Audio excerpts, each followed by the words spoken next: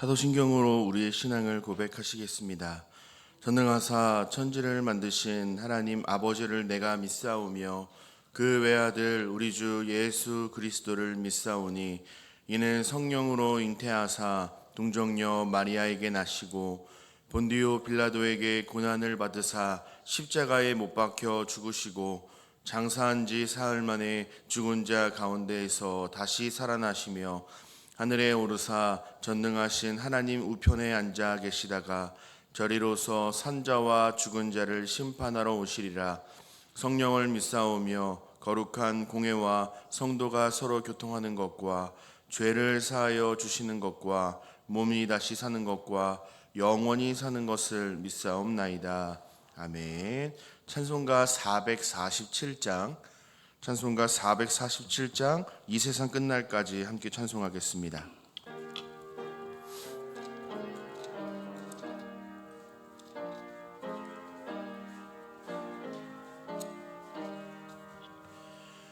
이 세상 끝날까지 주 섬겨 살리니 내 친구 되신 주여 늘 함께 하소서. 주 나와 함께 하면 전쟁도 겁없고 주 나를 인도하면 늘 안심하리라. 나 주를 따를 때에 주 약속하신 것 그 영광 중에 모두 이루어 주소서. 나 주의 뒤를 따라 섬기며 살리니 그 크신 은혜 속에 날 인도하소서. 이 세상 온갖 시험 내 마음을 흔들고 저 악한 원수들이 안팎에 있으나 주 나를 돌보시사 내 방패 되시고 내 옆에 계신 것을 늘 알게 하소서. 저 영광 빛난 곳을 주 허락했으니 그 허락하신 곳을 늘 사모합니다. 끝까지 쉬지 않고 주 따라가리니 주 넓은 사랑으로 늘 인도하소서. 아멘. 아멘. 오늘 우리가 함께 나눌 말씀은 구약성경 역대상 24장 1절부터 31절까지의 말씀입니다. 제가 가진 성경으로 구약 646면에 있는 역대상 24장 1절부터 31절까지의 말씀입니다. 그러나 저희는 오늘 역대상 24장 1절부터 5절까지만 봉독하도록 하겠습니다. 함께 교독하신 후에 마지막 5절 말씀은 합독하겠습니다. 제가 먼저 역대상 24장 1절 말씀을 봉독합니다. 아론 자손의 계열들이 이러하니라. 아론의 아들들은 나답과 아비후와 엘르아살과 이다말이라. 나답과 아비후가 그들의 아버지보다 먼저 죽고 그들에게 아들이 없으므로 엘르아살과 이다말이 제사장의 직분을 행하였더라. 다윗이 엘르아살의 자손 사독과 이다말의 자손 아히멜렉과 더불어 그들을 나누어 각각 그 섬기는 직분을 맡겼는데 엘르아살의 자손 중에 우두머리가 이다말의 자손보다 많음으로 나눈 것이 이러하니 엘르아살 자손의 우두머리가 16명이요 이다말 자손은 그 조상들의 가문을 따라 5절 함께 읽습니다. 이에 제비 뽑아 피차에 차등이 없이 나누었으니 이는 성전의 일을 다스리는 자와 하나님의 일을 다스리는 자가 엘르아살의 자손 중에도 있고 이다말의 자손 중에도 있음이라. 아멘. 예배 자리에 나오시면서 9분의 성도님께서 1,000번째 예물을 드리셨고 2분의 성도님께서 감사의 예물 드리셨습니다. 감사의 제목입니다. 하나님의 은혜로 무사히 시술이 이루어지도록 하실 줄 믿사오며 감사하며 기도합니다. 주님의 은혜에 감사합니다. 항상 지켜주심에 감사합니다. 아멘. 오늘도 기도하시기 위하여서 새벽을 깨우신 모든 성도님들을 환영하고 축복합니다. 말씀으로 길을 찾고 기도로 힘을 얻는 은혜의 새벽, 복된 하루 되시기를 예수님의 이름으로 간절히 소망합니다. 어제 살펴본 역대상 23장은 레위 자손 전체의 족보가 소개되어 있었습니다. 노년의 다윗은 예루살렘 성전을 위한 레위인들의 조직을 재정비했습니다. 왜냐하면 그래야 성전에서 하나님을 전심으로 예배할 수 있었기 때문입니다. 조직을 정비하면서 가장 우선한 것은 무엇보다 하나님과의 관계였습니다. 하나님은 이스라엘의 왕이요 만왕의 왕이심을 상기시켰고 나아가 이스라엘 백성들이 하나님을 잘 섬겨야 할 것을 당부했습니다. 우리도 신앙생활함에 있어서 가장 무엇인가라고 한다면 하나님의 관계라고 답할 수 있을 것입니다. 나와 하나님과의 관계, 나아가 우리 제2가족과 하나님과의 관계가 매우 중요할 것입니다. 왜냐하면 오늘날 역시 하나님이 우리의 왕이시며 우리는 하나님을 예배하는 하나님 나라 백성이기 때문입니다. 이 부분에서 우리가 기억해야 할 것이 있다면 나만 하나님만 잘 섬기면 될 것이 아니냐? 아닙니다. 결코 그렇지 않습니다. 우리 모두가 한마음 한뜻 되어서 공동체적으로 하나님을 잘 섬기는 것이 중요합니다. 하나님은 우리를 성도요 교회로 부르셨기 때문입니다. 우리 모두가 전심으로 하나님을 예배하고 섬기는 일에 열심을 낼 수 있기를 예수님의 이름으로 축복합니다. 어제 살펴본 역대상 23장에서는 이 레위인들을 24그룹으로 나누었습니다. 오늘 본문 역대상 24장에서는 제사장들도 24그룹으로 나누어서 하나님을 섬기게 했고 제비 뽑기로 직분을 임명했다라는 것이 매우 인상적입니다. 1절과 2절 말씀을 보시면 제사장 직분의 역사적인 배경에 대하여 설명을 하고 있습니다. 1절에 아론 자손의 계열들이 이러하니라 라고 하면서 4명의 아들을 열거하고 있습니다. 여러분도 잘 알고 계시듯이 네 아들 중에 나답과 아비후는 제사장 임직 때 다른 불을 분향한 죄로 죽임을 당했습니다. 이 내용이 레위기 10장에 기록이 되어 있습니다. 나답과 아비후에게는 아들이 없었습니다. 그러므로 엘르아살과 이 아다말 자손만이 합법적인 제사장 가문이 될 수 있다는 사실을 알려주고 있습니다. 대표적으로 사독과 아히멜렉이 핵심 지도자 역할을 감당했습니다. 3절과 6절 말씀을 보시면 제사장 직무 분배 과정을 기록을 하고 있는데요. 직무 분배의 방식은 이러했습니다. 첫째로 제사장들을 사독과 아히멜렉 두 계열로 나눈 후에 각 계열의 다윗 당시 가문들로 다시 구분을 합니다. 그리고 세 번째가 매우 인상적인데요. 주목할 것은 제비를 뽑아 직임을 나누는 순서를 따랐다라는 것입니다. 특별히 제비뽑기 방식이 매우 인상적이다라고 말씀을 드렸는데요. 제비뽑기 방식을 채택한 이유가 무엇일까요?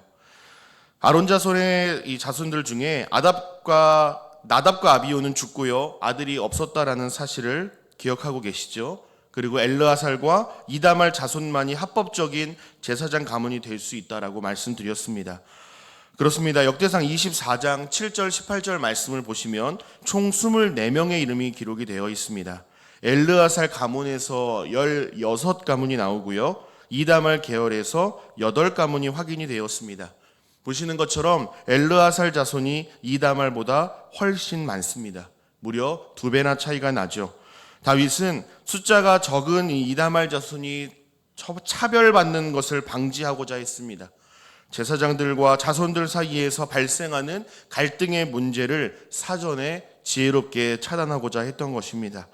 5절 말씀에 이렇게 기록하고 있습니다. 이에 제비 뽑아 피차에 차등이 없이 나누었으니 이는 성전의 일을 다스리는 자와 하나님의 일을 다스리는 자가 엘르아살의 자손 중에도 있고 이다말의 자손 중에도 있음이라 그랬습니다.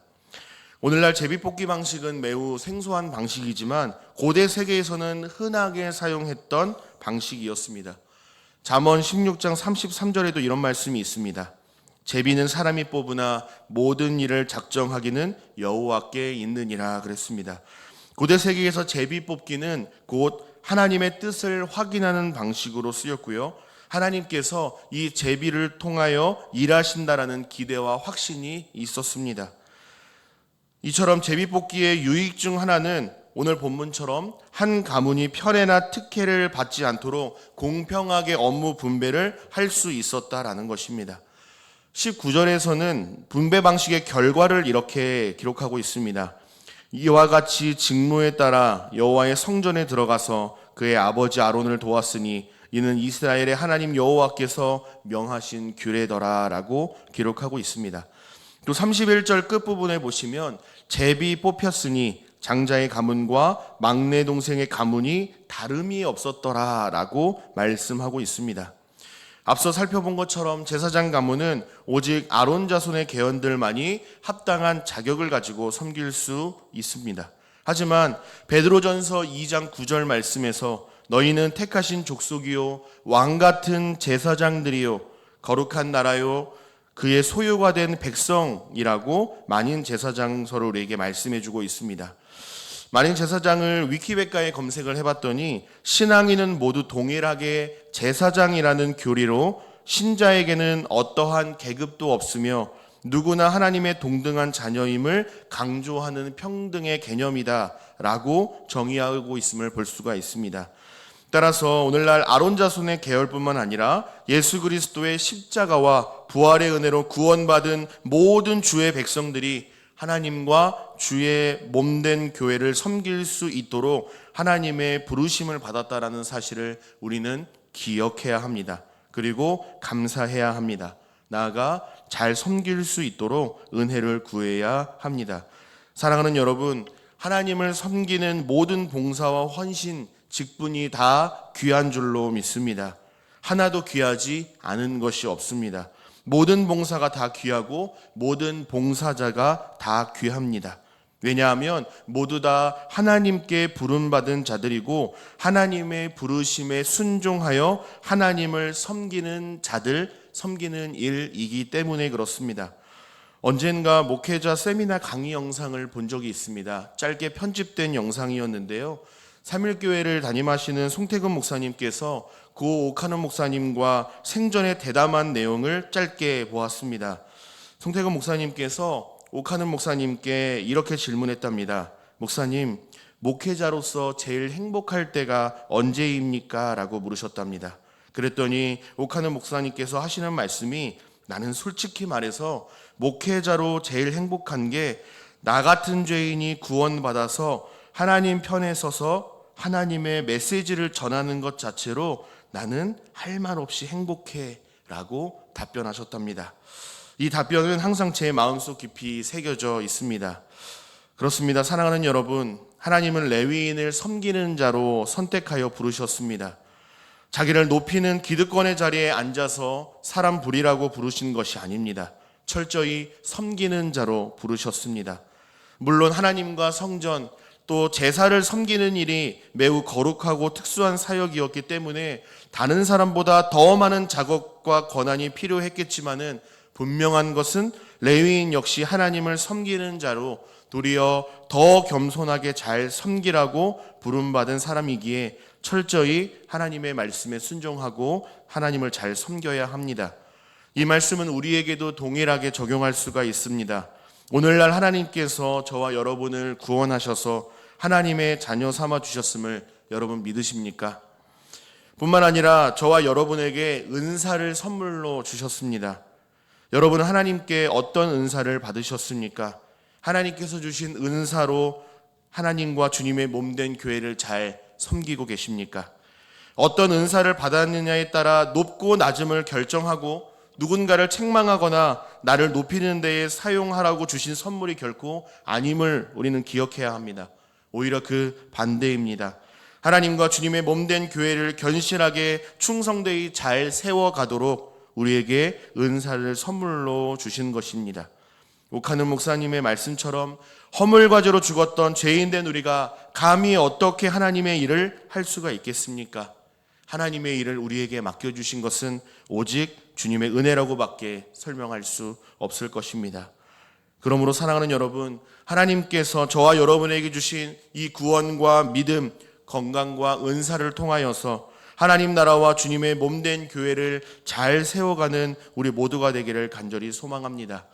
스스로 자랑하지도 말고 겸손하게 어느 누구도 봉사와 헌신의 자리에서 결코 소외되지 않고 겸손하고 평등하게 하나님을 섬길 수 있는 우리 교회 공동체가 되었으면 좋겠습니다.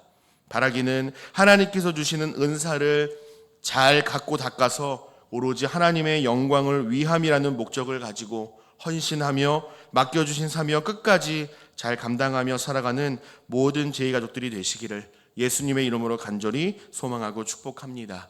아멘. 기도하겠습니다. 참 좋으신 사랑의 아버지 하나님, 주님의 크신 은혜와 사랑을 감사드립니다. 오늘은 역대상 24장의 말씀을 통하여서 제사장 직분을 맡은 사람들을 세우는 과정과 어떤 마음과 자세로 섬겨야 하는지를 함께 살펴보았습니다. 하나님께서 우리에게 베풀어 주신 구원의 은혜와 믿음, 건강, 은사를 통해 나를 높이고 자랑하는 데에 사용하지 않도록 도와주시고 오히려 하나님을 겸손하게 잘 섬기는 거룩한 주의 자녀들이 되게 하여 주옵소서. 지금도 하나님 앞에 기도하며 하나님과 주님의 몸된 교회를 위해 헌신하는 많은 헌신자들이 있습니다. 맡겨주신 사명 감당할 때에 어려움 없게 하시고 부족한 부분들 채워주시는 은혜가 있게 하여 주시옵소서.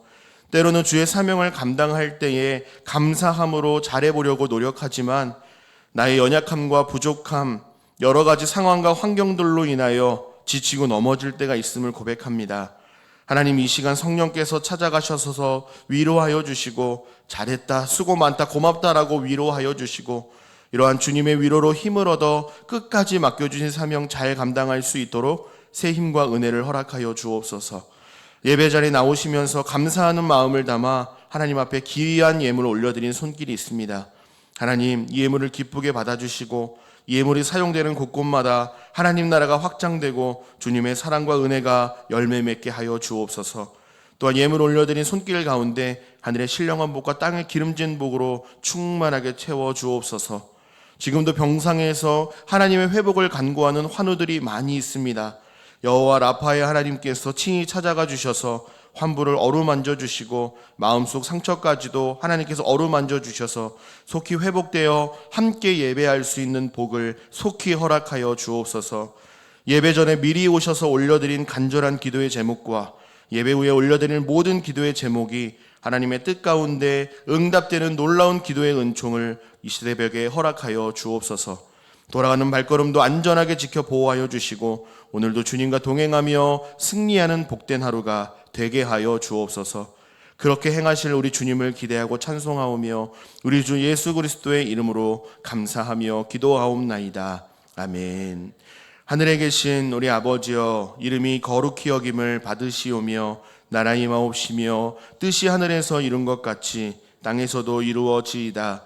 오늘날 우리에게 일용할 양식을 주옵시고 우리가 우리에게 죄 지은 자를 사하여 준 것 같이 우리 죄를 사하여 주옵시고 우리를 시험에 들게 하지 마옵시고 다만 악에서 구하옵소서. 대개 나라와 권세와 영광이 아버지께 영원히 있사옵나이다. 아멘.